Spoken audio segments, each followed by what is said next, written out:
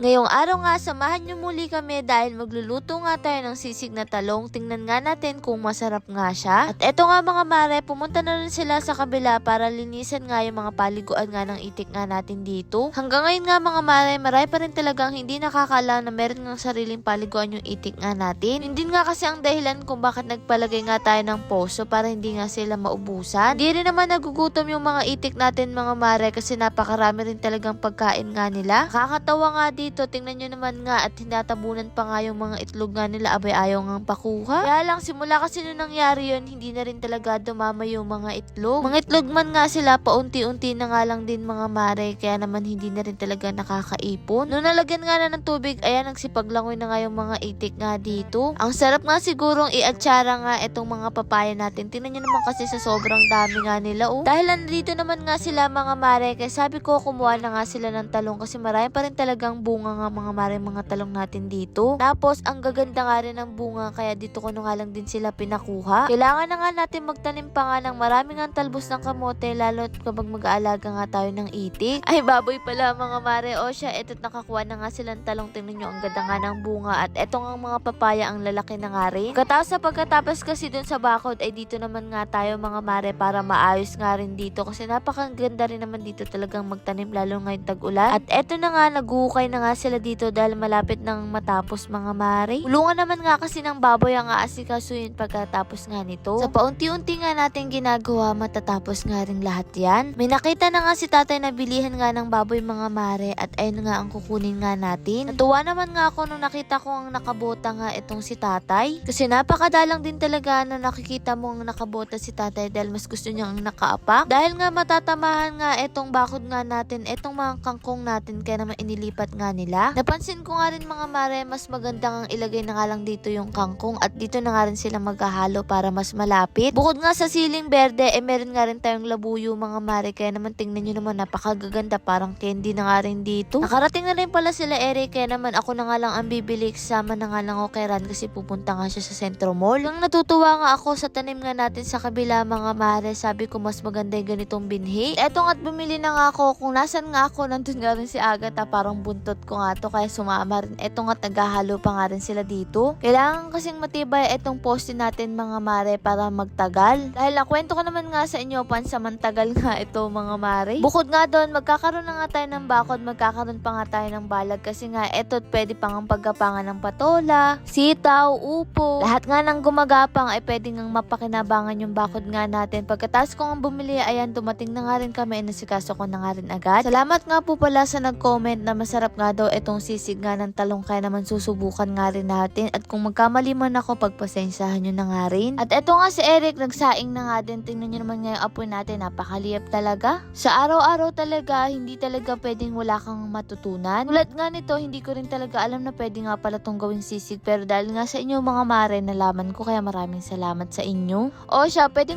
nyo nga rin tong gawin sa loob nga ng bahay nyo mga mare. Napakadali nga lang nito at ayun, hinalo-halo ko na nga rin. Pagkatapos yan, ipiprito ko nga lang din yan. Naghiwa ko na nga dyan sila Kuya Mark para nga mabilis na nga rin mga mare. Kaya nagsipaghiwa na nga sila dyan ng sibuyas at nagpalagay na nga rin ako ng itlog para mas masarap. Kailangan nga toasted to mga mare para malutong-lutong talaga siya habang kinakagat. Kaya nga lang mga mare, hindi ko masyadong na-toasted. Kaya kung kayo magluluto, mas magandang i-toasted nyo nga siya. Pero depende pa rin naman yun kasi nga si Ran ayaw ng toasted kasi matigas nga daw. Nakaraang nagluto nga ako ng matigas nga na talong, abay nagagalit nga mga mare. Kaya kung magluluto nga kayo, depende na nga lang din sa gusto nyo. O siya, eto nga na nung matapos na. Kakatuwa nga din, pati pala gulay, pwede na nga gawing sisig. Kung wala kang karne, pwede na pala to, lalo kung marami kang tanim. Katapos nga nun, ayan, nilagay ko na nga rin etong mga maring sibuyas. Hindi ko nga siya masyadong lulutuin, yung saktong-sakto nga lang. Pagkasunod-sunod naman ito, ay tulad nga lang din siya ng karne. At syempre, masarap ang sisig kung meron ngang mayonnaise, kaya yan, naglagay na nga rin ako. Kailangan nga lang, haluin mo siya ng maigi para nga yung mga papalasa ay lumasa nga dito sa talong. Abay, mukhang masarap nga itong pulutan mga mare para sa manginginom. Hindi nga matatawag etong sisig kung walang itlog sa ibabaw, kaya naman, ayan, naglagay nga rin ako. Pero nakaraan, nakalimutan ko nga siyang lagyan. Naglagay na nga rin ako ng ilang perasong sili kasi ayoko talaga ng maanghang. Abay, etong si Ran, hindi na mahalatang nakaamoy nga siya nakakain na saktong-sakto nung sinabi kong kakain na, abay, ayan, nagsipagdating na nga. Etong at may dala pang sushi. Alam niyo mga mare, para sa amin ang sushi ay pang mayaman lang talaga to. Kung doon, hindi talaga talaga kami marunong kumain. Nakakakita nga kami nitong kumakain nga sa mga restaurant. Tuwang-tuwa kami mga mare kasi parang sarap na sarap nga sila. Tapos nung sinubukan namin, hindi kami talaga nasarapan. Pero ewan ko ba ngayon mga mare, sinubukan nga ulit namin nung nakabili kami na nakaraan. Masarap pala siya, iba't iba pala yung sushi. Tama ba mga mare pagbigkas ko? Baka mapagalitan na naman nga ako dyan. O siya, tikman na nga natin etong ang sisig nga na talong. Kaya naman eto, kinuha ko na nga rin si Ran para makakain na rin. Masarap siya mga mare, malasa. Pero kung gusto nyo nga malutong, mas masarap yun. At eto nga, samahan nyo na rin kaming kumain. Mukhang bagay nga etong talong nga na to kay tatay. Sabi ko nga, kumain siya ng kumain dahil hindi naman nga baboy yun, dahil talong lang naman. Kaya pwedeng